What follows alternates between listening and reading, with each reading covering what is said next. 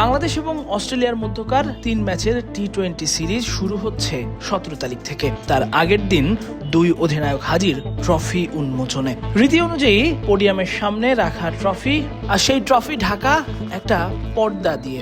Mitchell মার্শের জন্য এমন trophy উন্মোচন একেবারেই নতুন। তাই তো প্রোডাকশনের একজন এসে মিচেল মার্শকে বুঝিয়ে দিলেন ট্রফি উন্মোচনের জন্য আগে পর্দাটা খুলতে হবে, তবেই বেরিয়ে আসবে ট্রফিটা।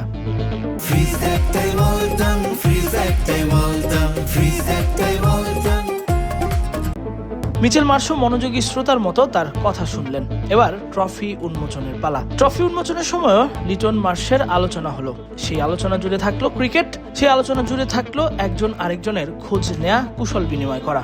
তখনও লিটন মার্শের গল্প শেষ হয়নি, এর মধ্যেই ট্রফি উন্মোচনের পালা। মিচেল মার্শ এবং লিটন দাস দুজনে ধরেই ট্রফির পর্দা সরালেন। সঙ্গে সঙ্গেই বেরিয়ে এলো দারুণ এক ট্রফি, যে ট্রফির জন্য খেলবে দুই দল। এরপর ট্রফির সামনে লিটন মার্শের পোজ, একসাথে হাতে হাত রেখে ছবি তোলা, হ্যান্ডশেক করতে করতে ছবি তোলা, কিংবা ট্রফি হাতে নিয়ে ছবির জন্য পোজ দেয়া, সবকিছুই হলো সাধারণত সচরাচর বাংলাদেশের ট্রফি উন্মোচনে যা হয় ঠিক সেরকমই।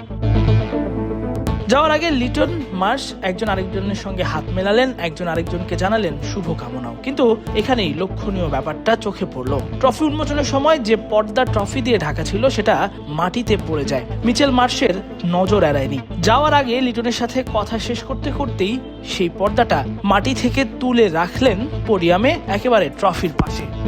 শুধু তাই নয়, যাওয়ার আগে গণমাধ্যম কর্মী এবং ফটোগ্রাফারদের 2 আঙুল তুলে থামস আপ দেখিয়ে চলে গেলেন মার্শ। মাঠের ক্রিকেটে আক্রমণাত্মক মানসিকতার জন্য অজিদের প্রশংসা আছে বেশ পুরনো, তবে অজিরা প্রশংসা কুড়ায় এসব কর্মকাণ্ডেও, যেখানে তাদের বিনয় কিংবা মহানুভবতাই প্রমাণ পায় বারবার।